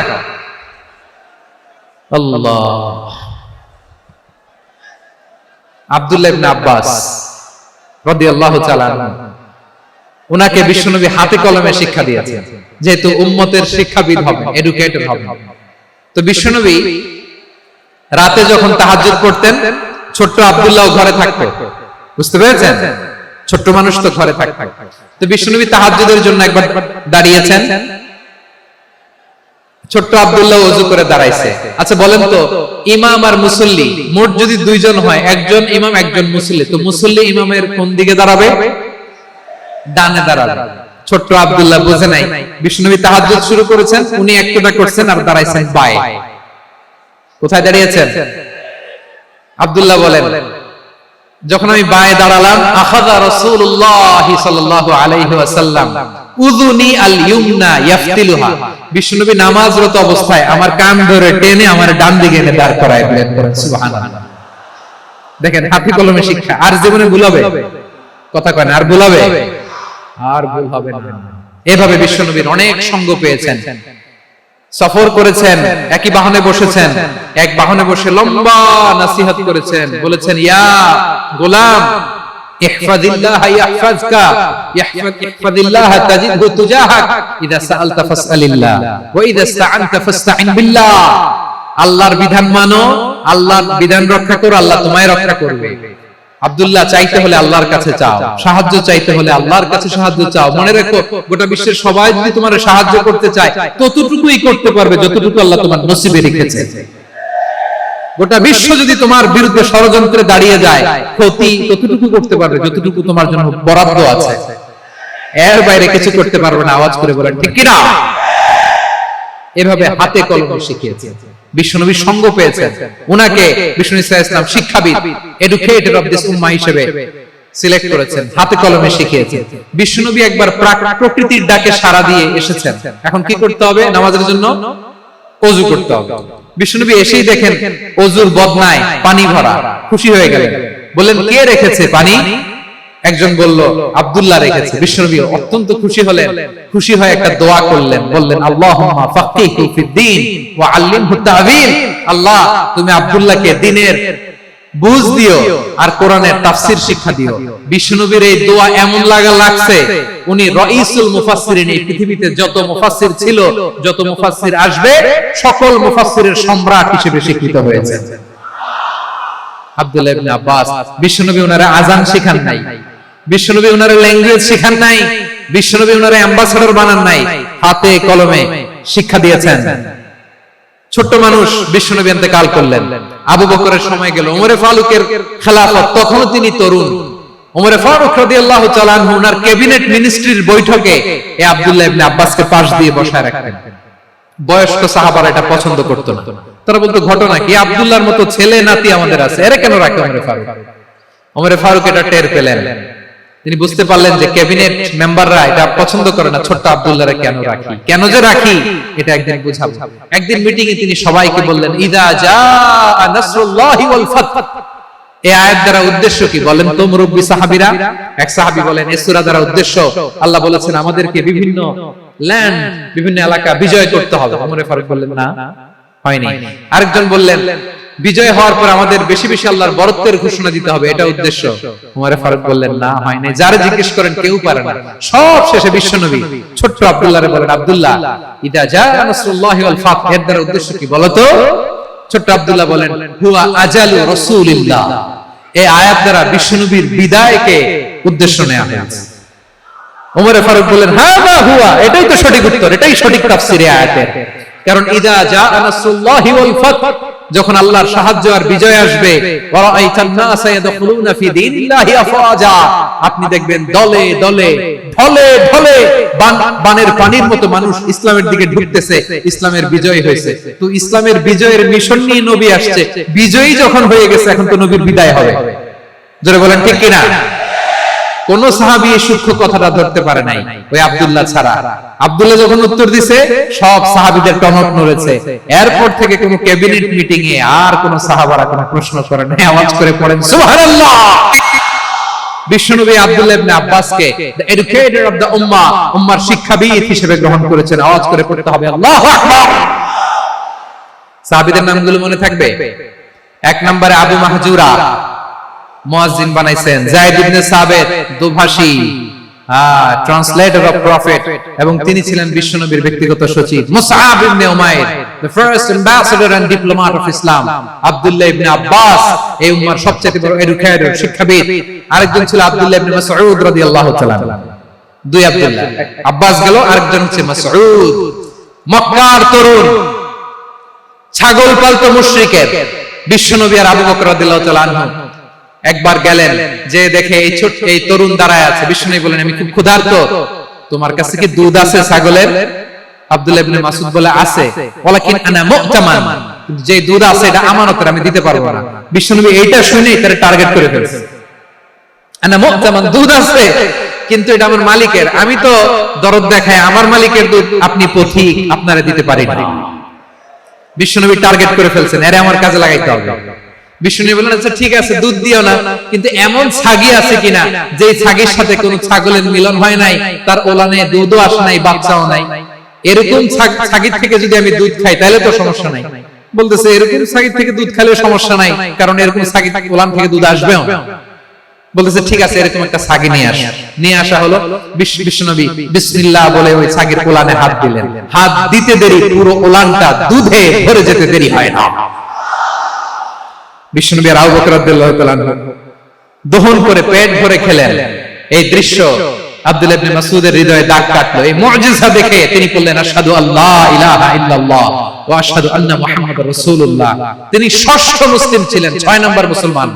ওনাকে টার্গেট করে বিশ্বনবী দেখলেন এমন ইন্টেলেকচুয়াল ব্রেন, উনি সূক্ষ্ম সূক্ষ্ম জিনিস বুঝে বেশি, ফিকহি জ্ঞান ওনার মধ্যে বেশি। বিশ্বনবী ওনাকে কোরআনের জ্ঞান শিক্ষা দিতে লাগলেন। উনি বিশ্বনবী সবার কাছে কোরআন শোনায়, কিন্তু বিশ্বনবী নিজে মাসউদের, আব্দুল্লাহ ইবনে মাসউদের কাছ থেকে কোরআন শুনতো। বিশ্বনবী একবার বললেন, ইকরা আলাইয়া ইয়া মাসউদ। ইবনে মাসউদ একবার শোনাও তো কোরআন দেখি। আব্দুল্লাহ ইবনে মাসউদ বলে, আকরাউ আলাইকা ওয়া আলাইকা উনজিল। নবী, আপনার উপর কোরআন নাজিল হয় আর আমি আপনার সামনে কোরআন পড়ব। বিশ্বনবী বললেন, ইন্নী উহিব্বু আন আসমাআহু মিন গায়রি। আমি নিজে পড়তে যেমনি ভালোবাসি, অন্যে পড়ুক আমি শুনবো, এটাও আমি ভালোবাসি। সূরা নিসা তিনি তেলাওয়াত করে শুনিয়েছেন। এমন সূক্ষ্ম সূক্ষ্ম বিষয় বিশ্বনবী উনাকে ধরিয়ে দিয়েছেন। উনি হয়ে গিয়েছেন আব্দুল্লাহ ইবনে আব্বাস, হয়েছেন রাইসুল মুফাসসিরিন, উনি হয়ে গিয়েছেন ফাকিহুল উম্মাহ। ওনার চাইতে বড় ফকি এই পৃথিবী আর দেখবে না। চিল্লায়ে বলেন সুবহানাল্লাহ। উনি বলতেন, ওয়াল্লাহি ওয়াল্লাহি ইল্লাযী লা ইলাহা গায়রু মা উনজিলাত সূরাতুন মা উনজিলাত সূরাতুন ইল্লা ওয়া আনা আ'লামু আইনা উনজিলাত ওয়া ফীমা উনজিলাত। বিশ্বনবী এমন ভাবে কোরআনের দার্স আমাকে দিয়েছেন, কোরআনে যত সূরা নাজিল হয়েছে যেখানে নাজিল হোক না কেন আমি জানি এটা কোথায় নাজিল হয়েছে এবং কোন প্রেক্ষাপটে নাজিল হয়েছে। এমন একটা সূরা নাই যে সূরার কোথায় নাজিল হয়েছে আমি মাসুদের জানা নাই, কোন প্রেক্ষাপটে নাজিল হয়েছে আমার জানা নাই। এরকম ঘটবে না, চিল্লায় বলেন আল্লাহু আকবার। এই আব্দুল্লাহ ইবনে মাসউদ রাদিয়াল্লাহু তাআলা ওমর ফারুকের সময় কুফার চিফ জাস্টিস ছিলেন। কুফা নগরীর চিফ জাস্টিস, চিফ জাস্টিস বুঝেন নাই? বিচারপতি। কি ছিলেন? সবাই বলে নাই কি ছিলেন? বিচারপতি ছিলেন। এবং ওনার যে ফিকহি জ্ঞানের ধারা, এটাই আলকামা, ইব্রাহিম আন-নাখাই, হাম্মাদ ইবনে সুলাইমান হয়ে ইমাম আবু হানিফা পর্যন্ত পৌঁছেছে। এবং ওনার ফিকহি জ্ঞানের ধারাই হানাফি মাযহাবে অ্যাকসেপ্ট হয়েছে। আজও এগুলো হানাফি মাযহাবে চর্চিত হয়। হানাফি মাযহাবের সব ফিকহ আব্দুল্লাহ ইবনে মাসউদের ফিকহি জ্ঞানের ধারা থেকে নেওয়া হয়েছে। চিল্লায় পড়েন সুবহানাল্লাহ। তাহলে উনাকে বিশ্বনবী বানিয়েছেন জুরিস্ট, জুরিস্ট, আইনবিদ, ফাকিহ। উনারে আযান শিখান নাই। হিউম্যান রিসোর্স ডেভেলপমেন্ট কিভাবে করবেন, মানব সম্পদের উন্নয়ন কিভাবে করতে হয় তা কাজে লাগাতে হয় উনি দেখিয়েছেন। সুবহানাল্লাহ পড়বেন না? খালিদ বিন ওয়ালিদ নাম শুনছেন? কে কে শোনেন নাই হাত তোলেন। কি ছিলেন? বীর যোদ্ধা, বীর যোদ্ধা ছিলেন খালিদ বিন ওয়ালিদ। কিন্তু তিনি ইসলাম ধর্ম গ্রহণ করেছেন অনেক দেরিতে, 8ম হিজরিতে। তার মানে 8ম হিজরির আগে উনি মুশরিকদের পক্ষে লড়াই করেছেন। উনার হাতে কত মুসলিম সাহাবী যে নিহত হয়েছে হিসাব নাই। বিশ্বনবী টার্গেট করে রাখছে, তুমি আমাদের মুসলিমদের এত ক্ষতি করলা, তুমি যখন মুসলমান হবা তোমারে দিয়ে আমি এমন কাম করাবো যে এটা আর কেউ করতে পারবে না। সুবহানাল্লাহ নাই? যশোর ক্লান্ত হয়ে গেছে।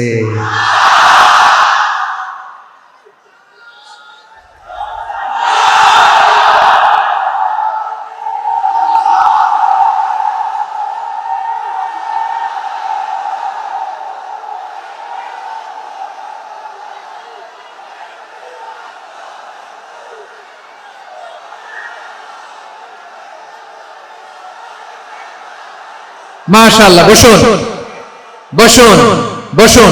খালিদ বিন ওয়ালিদ রাদিয়াল্লাহু তাআলা 8ম হিজরিতে মুসলিম হয়েছেন, মক্কা বিজয়ের আগে। তো মক্কা বিজয়ের আগে যখন মুসলিম হয়েছেন, এর আগে কি করছেন? কাফিরদের সাথে যুদ্ধ করেছেন। উনি উহুদের যুদ্ধে মুসলমানদের যে পরাজয় ভাব, কঠিন পরিস্থিতির মুখোমুখি ওনার কারণে পেছন থেকে এমন অতর্কিত আক্রমণ করেছেন, মুসলমানদেরকে কচুকাটা করেছেন। 8ম হিজরিতে আল্লাহ তাআলা হেদায়েতের নূর দিয়ে ওনার হৃদয়টাকে উজালা করে দিলেন। লা ইলাহা এটা এমন বাণী যার হৃদয়ে একবার টাচ খাবে, এইটা থেকে সে আর পালিয়ে বেড়াতে পারে।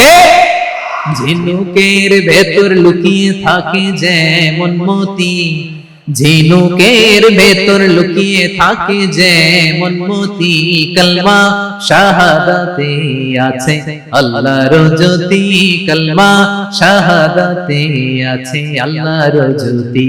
ঠিক কিনা বলেন? মক্কা বিজয়ের আগে মুসলিম হলেন, হওয়ার পরে বিশ্বনবীর টার্গেট ফুলফিল হলো। ওই যে টার্গেট করে রেখেছেন আর দোয়া করেছেন, খালিদ বিন ওয়ালিদ যদি মুসলিম হয় তাকে আমি মিলিটারি চিফ বানাবো।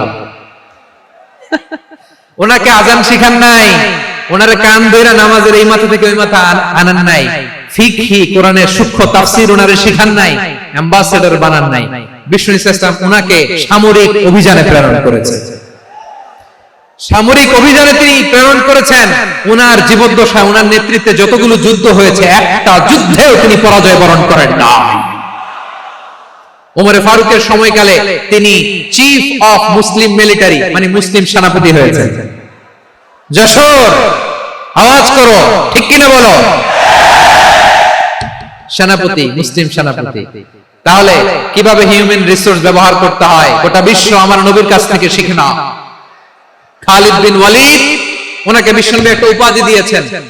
উপাধিটা হচ্ছে সাইফুল্লাহিল মাসলুল, আল্লাহর নাঙ্গা তরবারি, আল্লাহর খোলা তরবারি, দ্য ওপেন সোর্ড অফ আল্লাহ। খালিদ বিন ওয়ালিদ মুসলিম সেনাপতি। হাসান বিন সাবিত নাম শুনছেন? দেখি উনি কি ছিল বলেন। রাসূলের সভা কবি, কালচারাল হিজিমনিকে ডিফিট করার জন্য উনি ভালো অস্ত্র চালানো জানতেন না, ওই কাজে উনি যেতেন না। ওনার ছিল কাব্য প্রতিভা। কাব্য প্রতিভা, কাফিররা কবিতা দিয়ে নবীকে গালি দিত, বিশ্বনবী বলতেন, ইয়া হাসান আজিব আন রাসূলিল্লাহ, তুমি নবীর হয়ে কাফেরদের এই কথাগুলোর জবাব দাও। বিশ্বনবীর একটা মিম্বার ছিল, বিশ্বনবীর মিম্বারের পাশাপাশি মসজিদে নববীতে এই হাসান বিন সাবিতের জন্য বিশ্বনবী একটা স্পেশাল মিম্বার বানিয়ে দিয়েছে। এখান থেকে তুমি জবাব দাও। এবং বিশ্বনবী বলেছেন, আল্লাহুম্মা আইয়িদহু বিরূহিল কুদুস, আল্লাহ হাসান আমার পক্ষে জবাব দেয়, তুমি জিবরাইল মারফত তাকে সাহায্য পাঠায়া দিও। রাসূল সাল্লাল্লাহু আলাইহি ওয়াসাল্লামের সভা কবি, the poet of the prophet, নবীর কবি, তিনি কবিতা দিয়ে এমন উচ্চাঙ্গের ভাষায় কবিতা দিয়ে তিনি জবাব দিতেন, কাফিরদের গা শিহরে যেত, তাদের হৃদয়ে আগুন ধরে যেত। তাহলে এরকম কবিরও দরকার আছে না নাই? এখন যাকে আল্লাহ দিছে কাব্য প্রতিভা, এর যদি আপনি যুদ্ধের ময়দানে পাঠান হবে? যারে দিছে সুরেলা গলা, এর যদি অ্যাম্বাসেডর বানান হবে না। হাসান বিন সাবিত ছিলেন বিশ্বনবী সাল্লাল্লাহু আলাইহি ওয়াসাল্লামের কবি। হুযায়ফা ইবনুল ইয়ামান বিশ্বনবীর গোয়েন্দা বিভাগের প্রধান। কিসের প্রধান? হুযায়ফা ইবনুল ইয়ামান, ওনার ছিল ডিটেকটিভ মাইন্ড, ডিটেকটিভ মাইন্ড, গোয়েন্দা বিভাগের প্রধান। এবং উনি হচ্ছেন সাহিবু সিররি রাসূলিল্লাহ, রাসূল সাল্লাল্লাহু আলাইহি ওয়াসাল্লামের গোপন তথ্যের ধারক বাহক। নবীর যেই কথা কেউ জানে না, সব হুযায়ফার পেটের ভিতরে ছিল। সুবহানাল্লাহ পড়ে। মদিনার যত ইহুদি, ইহুদিদের একটা লিস্ট ছিল, এই লিস্ট শুধু দুইজন জানতো, বিশ্বনবী আর হুযায়ফা।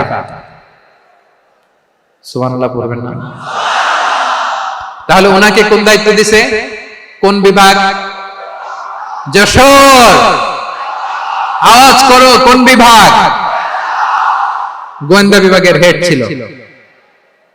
খন্দকের যুদ্ধে প্রচন্ড আজকের মতো শৈত্য প্রবাহ, মাটি খনন করতে করতে সাহাবীদের পেটে ক্ষুধা নাই, দাঁড়াইতে পারে না নামাজের জন্য, এত ক্লান্ত, ক্ষুধা, ক্লান্ত, শ্রান্ত। বিশ্বনবী বললেন, কে আছো? এই কঠিন শীত, এই ভয় আর ক্ষুধার মধ্যেও খন্দকের পরীক্ষা টপকে শত্রু শিবিরে যে আমাকে তথ্য দিবা, কে আছো? কারো গায়ে শক্তিই নাই যে দাঁড়াবে, কেউ দাঁড়ায় না। বিশ্বনবী তখন নিজে হুযায়ফাকে ডাক দিলেন, হুযায়ফা, যে আমাকে আজকে শত্রু শিবিরের তথ্য এনে দিবে, সে জান্নাতে আমার মুরাফাকা, আমার সঙ্গী হবে। হুযায়ফা রাদিয়াল্লাহু ইবনুল ইয়ামান জীবনের ঝুঁকি নিয়ে এই ক্ষুধা, শৈত্য প্রবাহ, কোল্ড ওয়েভস কে উপেক্ষা করে পরীক্ষা টপকে শত্রু শিবিরে যে সবার কথাগুলো চুপে চুপে শুনে বিশ্বনবীর দরবারে এসে গোয়েন্দাদের মতো তথ্য সরবরাহ করেছে। বিশ্বনবীর গোয়েন্দা বিভাগের প্রধান হুযায়ফা ইবনুল ইয়ামান ইন্টেলিজেন্স বিভাগ চালাতেন। মুনাফিকদের নাম ওনার কাছে ছিল। মুআয ইবনে জাবাল মদিনা রাষ্ট্রের সবচেয়ে সিনিয়র আমলা ছিলেন। আমলাতন্ত্র চিনেন তো? প্রশাসনিক কাজ যারা চালায়, অ্যাডমিনিস্ট্রেশন বুঝেন না? দ্য ডিপার্টমেন্ট অফ অ্যাডমিনিস্ট্রেশন, মদিনার রাষ্ট্রের সিনিয়র আমলা মুআয ইবনে জাবাল মুতাখাসসিসুন ফিল হালাল ওয়াল হারাম, হালাল হারামের স্পেশালিস্ট ছিলেন। বিশ্বনবী উনাকে ইয়ামানের গভর্নর করে পাঠায়েছেন। বলেছেন, ইন্নাকা তা'তি কওমান আহলা কিতাব, এমন গোষ্ঠীর কাছে যাবা যারা ইহুদি নাসারা, আগে শাহাদা পড়লে এরপরে নামাজের দাওয়াত দিও, নামাজ পড়লে যাকাতের দাওয়াত দিও। গভর্নরের অ্যাটিটিউড যেমন থাকে তেমন অ্যাটিটিউড ধরে রেখো। সুবহানাল্লাহ পড়েন। তাহলে মুআয ইবনে জাবালকে দিয়ে বিশ্বনবী কবিতা লেখায় নাই, চিঠি লেখায় নাই, আযান দেওয়ায় নাই। সুবহানাল্লাহ পড়বেন না? সব শেষ সাহাবী বলি আবু হুরায়রা রাদিয়াল্লাহু তাআলা, নাম শুনছেন? বিড়ালের বাবা। কি করতেন? খালি হাদিস মুখস্থ করতেন। উনি বলতেন, আলজামু রাসূলুল্লাহ আলা মিলই বাতনি, আমার শুধু পেটের ক্ষুধার বন্দোবস্ত হইলে আমি নবীর সঙ্গ ছাড়তাম না। আমার আনসার সাহাবারা ক্ষেত খামারের কাজ করত, আমার মুহাজির সাহাবারা ব্যবসা করত, আর আমি নবীর সাথে সাথে থাকতাম। শুধু সকাল বিকাল দুই বেলা যদি আমার খাবারের বন্দোবস্ত হয়, আমি আর নবীর লগ ছাড়ি না। সুবহানাল্লাহ কইবেন না? 5374টা হাদিস তিনি বর্ণনা করেছেন। সবচেয়ে বেশি হাদিস বর্ণনাকারী সাহাবী। হাদিস প্রিজার্ভেশনের কাজে বিশ্বনবী ওনাকে কাজে লাগিয়েছেন। উনি একদিন বলেন, ইয়া রাসূলুল্লাহ আসমাউ মিনকা কাসীরান ফালা আহফাজু, নবী অনেক কথা শুনি আমার মনে থাকে না। বিষ্ণু বললেন, তাই তুবসুত রিদাক, তোমার চাদরটা বিছাও। আবু হুরায়রা বিছালেন, বিশ্বনবী হাত বুলায় দিলেন, এরপরে অনেক হাদিস বর্ণনা করলেন। আবু হুরায়রা বলে, তারপর থেকে বিশ্বনবী যাই বর্ণনা করে আমি শুনি আর একটাও বলি না। সুবহানাল্লাহ। বিশ্বনবী উনাকে হাদিস প্রিজার্ভেশন, নবীর এই যে লক্ষ্য হাদিস প্রিজার্ভেশনের এই দায় দায়িত্ব দিয়েছেন সাইয়েদনা আবু হুরায়রা রাদিয়াল্লাহু তাআলা আনহু। প্রিয় ভাইরা, তাহলে 10 জন সাহাবীর কথা যে বললাম, আপনারা কি খেয়াল করেছেন কত বড় ট্যালেন্ট হান্টার, চৌকস ট্যালেন্ট হান্টার ছিল আমার নবী। এক একজনের এক এক ট্যালেন্ট, এক এক কাজে অ্যাসাইন করেছেন, এক একজনকে এক এক দায়িত্ব দিয়েছেন, এক একজনের প্রতিভাকে এক এক ভাবে বিকশিত হওয়ার সুযোগ দিয়েছেন। আওয়াজ করে বলেন ঠিক কি না? এখন আমার পর্দার আড়ালে আমার মায়েরা বলবে, এতগুলো পুরুষ সাহাবীর কথা বললো, নারী সাহাবীরা কি কিছু করে না? হ্যাঁ, একজন নারী সাহাবীর কথা বলে মোনাজাত হবে, দোয়া ছাড়া কেউ যাবে না। রুফাইদা আল আসলামিয়া রাদিয়াল্লাহু তাআলা আনহা, ওনার বাবার নাম সাআদ আল আসলামি। বিশ্বনবী কি খেয়াল করলেন দেখেন, সাআদ ছিল মদিনার বড় ডাক্তার। এই নারী সাহাবী রুফাইদা বাবার কাছ থেকে চিকিৎসা বিদ্যা শিখেছেন। যখন শিখছে, বিশ্বনবী দেখলেন আমার তো প্রতি সপ্তাহে সপ্তাহে যুদ্ধে আহত সাহাবীদের সেবা দিবে কে? বিশ্বনবী রুফাইদাকে বললেন, রুফাইদা তুমি মসজিদে নববীর পাশে একটা মেডিকেল ক্যাম্প করো। এই যে সাকিনা আদ্দিন মেডিকেলের আমার ছাত্রী বন্ধুরা শুনে রাখো, তোমাদের আইকন হচ্ছে রুফাইদা আল আসলামিয়া। বিশ্বনবীর ডিরেকশন অনুযায়ী তিনি মসজিদে নববীর পাশে একটা মেডিকেল ক্যাম্প করলেন এবং আহত সাহাবাদের চিকিৎসা উনি ওনার টিম নিয়ে দিতেন। বিশ্বনবীর পরামর্শে উনি আনসারী এবং মুহাজির মহিলা সাহাবীদেরকে নিয়ে একটা স্পেশাল মেডিকেল টিম গঠন করলেন। খায়বার যুদ্ধে 7ম হিজরিতে যখন বিশ্বনবী যায়, উনি ওনার টিম নিয়ে আসলেন, বললেন, ইয়া রাসূলুল্লাহ, আমরা তো তলোয়ার চালাতে পারি না, আমরা তো তীর মারতে পারি না, আপনি যদি অনুমতি দেন খায়বার অভিযানে আমি আমার টিম নিয়ে মেডিকেল টিমের সেবাটা সার্ভিসটা দিতে চাই। পড়েন সুবহানাল্লাহ। বিশ্বনবী অনুমতি দিলেন, যোদ্ধা সাহাবীদের সাথে রুফাইদা আল আসলামিয়া উনিও মেডিকেল টিম নিয়ে অগ্রসর হলেন। খায়বারের প্রতিটা আহত ইনজুর্ড সাহাবী যারা ইনজুরি শিকার হয়েছেন সবাই রুফাইদা আল আসলামিয়ার এই মেডিকেল ক্যাম্প থেকে চিকিৎসা সহায়তা পেয়েছেন। সুবহানাল্লাহ পড়েন। দেখেন কিভাবে বিশ্বনবী ট্যালেন্ট বাছাই করতেন। আপনি অবাক হবেন, বাহরাইনের মেডিকেল ইউনিভার্সিটিতে রুফাইদা আল আসলামিয়া মেডিকেল প্রাইজ অ্যাওয়ার্ড প্রতি বছর দেয়া হয়। যদি 8 দিনের এই মেডিকেল আমার বোনেরা যদি জেনে থাকো জানো, না হলে নতুন করে জানো, সার্চ দিও রুফাইদা আল আসলামিয়া মেডিকেল অ্যাওয়ার্ড বাহরাইনের ইউনিভার্সিটিতে দেয়া হয়। প্রিয় ভাইরা, তাহলে আলোচনার সামারি আমরা করি। বিশ্বনবী যার যেখানে ট্যালেন্ট তাকে ওইখানে কাজে লাগাতেন। আওয়াজ করে বলেন ঠিক কিনা? এবার একটা ইন্টারভিউ হবে, আওয়াজ করে বলেন, আবু মাহজুরাকে বিশ্বনবী কি বানাইছেন? হ্যাঁ, ভুলে গেছেন? সামনের চুলে হাত দিয়ে বিশ্বনবী কি সুন্দর গলায় আজান শিখালেন। মুয়াজ্জিন যায়েদ বিন সাবিতকে একাডেমিক প্রজেক্টের দায়িত্ব দিয়েছেন, তিনি ছিলেন বিশ্বনবীর দোভাষী ব্যক্তিগত সচিব। মুসাব ইবনে Umair the first ambassador of Islam, Abdullah ইবনে আব্বাস উম্মার বড় শিক্ষাবিদ মুফাসসির, আব্দুল্লাহ ইবনে মাসউদ ছিলেন জুরিস্ট। কি ছিলেন? জুরিস্ট ছিলেন, এই উম্মার সবচেয়ে বড় জুরিস্ট। খালিদ বিন ওয়ালিদ সেনাপ্রধান। হাসান বিন সাবিত ছিলেন বিশ্বনবীর সভাকবি। কি ছিলেন? বিশ্বনবীর সভাকবি ছিলেন। এরপরে হুযায়ফা ইবনুল ইয়ামান কি ছিলেন? গোয়েন্দা বিভাগের প্রধান। মুআয ইবনে জাবাল কি ছিলেন? সিনিয়র আমলা, ইয়ামানের গভর্নর। আবু হুরায়রা রাদিয়াল্লাহু তাআলা আনহু হাদিস প্রিজার্ভেশনের কাজ করেছেন। আর আমাদের রুফাইদা আল আসলামিয়া রাদিয়াল্লাহু তাআলা আনহা কি ছিলেন? নার্স ছিলেন, নার্স হয়ে মেডিকেল সেবা দিয়েছেন। প্রিয় ভাইরা, পুরো আলোচনার যদি সামারি করি তাহলে বিশ্বনবী যেভাবে হিউম্যান রিসোর্সকে ম্যানেজ করেছেন, যার যেখানে প্রতিভা কাজে লাগিয়েছেন, আমরাও যদি করি আমাদের বাংলাদেশের চিত্র আমরা পাল্টে দিতে পারবো।